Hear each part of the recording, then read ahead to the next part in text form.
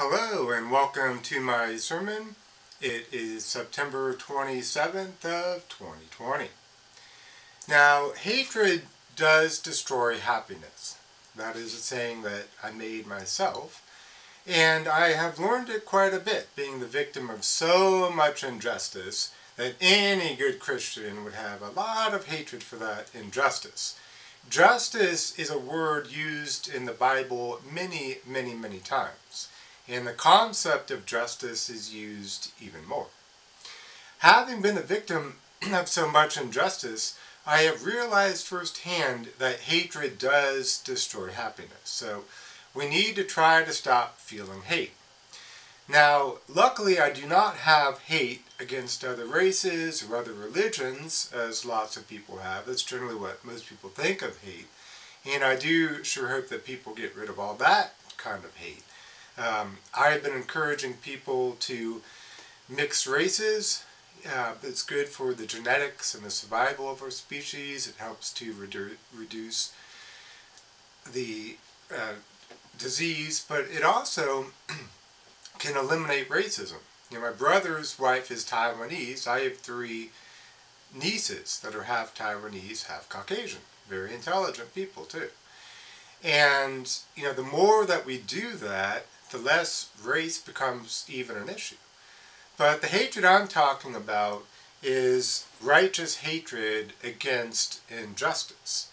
And so instead of that hatred, what we need to have is justice. That's the only way to get rid of righteous hatred. And one of the worst things that has happened to me is a criminal named William Black, who you can see on video at one of my websites, repealthepatriotact.org, an NSA thug.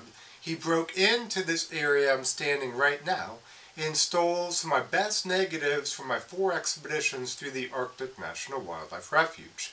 These cannot be replaced. Even if I can get back there, which is very expensive, to backpack months and months and then just happen to have that perfect photo of that sunset or sunrise, and the Arctic is 24-hour sunlight in the summer, but that perfect photo of that animal, that grizzly bear, polar bear, moose, and caribou, the Native Americans, you can't get that. And those are photos from these expeditions in books, and there's no way to get that documentation, those photos of those expeditions. And it has created a massive injustice, and it's just the tip of the iceberg. And another saying I have created is this: injustice is a festering sore on the soul that cannot be healed without justice. More than 10 years later, after this goon stole these negatives, I still think of it every single day.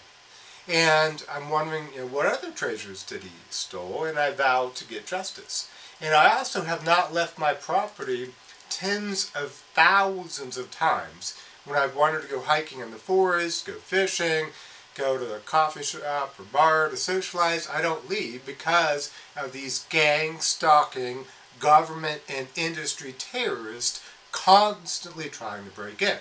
And I believe maybe legalizing IEDs is a good thing to help eliminate these vermin of the land and to help the people be free in their own homes. And I've invented a way to punish the millions of goons in our government and industry that need to be punished very quickly for breaking into people's homes, breaking into where I live, with the sanction of the government to do it. And media have allowed this to happen too by failing to cover it. In fact, the government has hired the media to do these no-knock warrants, these sneak and peeks, and that gives them a conflict of interest, so they don't cover it at all, or certainly not in a negative way. And now it is up to the people to get justice. The government's not going to punish itself. It is up to the people to punish the government, which needs punished. Psalm chapter 7, verse 6. Arise, O Lord, in your anger. Lift yourself up against the fury of my enemies. Awake for me, and you have appointed a judgment. To get the trillions of dollars in revenue that they have stolen from me by keeping me from expanding and working to stop climate change, we must put these satano-terror Nazis to work in revenue recovery and information centers, which is another invention I've created. and have them do their community service. And Proverbs chapter 21, verse 15. When justice is done, it is a joy to the righteous, but a terror to the evildoers. They can be enhanced interrogated, giving people a way to take their anger out on these demons for therapy while getting imperative information about what our government has done in secret with our taxpayer dollars. People need to realize that they are terrorists, not police that we are talking about. The people also need to know what these sadistic secret thugs have done with their taxpayer dollars. And the CIA goons, they need to be enhanced interrogated. The media needs interrogated to find out how many times they've been bribed and blackmailed to keep the truth from the people. And I have an enormous amount of video surveillance all over my house, including over my bed because I'm single, and I'm the only person allowed in this area. When they break in, they are committing massive voyeurism. I am very ethical and moral in my use of video surveillance. I do not watch it for sadistic pleasure as our government does. And most is not ever watched unless something happens. The FBI, however, recently spied on teenage girls while they were changing into prom dresses for a fundraiser in West Virginia for hospice. That's the FBI, fascist bunch of intimidators. Proverbs chapter 28, verse 5. Evil men do not understand justice, but those who seek the Lord understand it completely. And the Patriot Act has created millions of evil people with way too much power. And if people knew what our government did in secret, like blocking people from seeing our websites and posts, blocking emails and phone calls, breaking into where we live and robbing, vandalizing, poisoning us, spreading COVID on purpose, putting brain implants in, murdering people, kidnapping people, and this list is quite longer, they would rise up and demand a new government based on the Constitution. That's what we need now.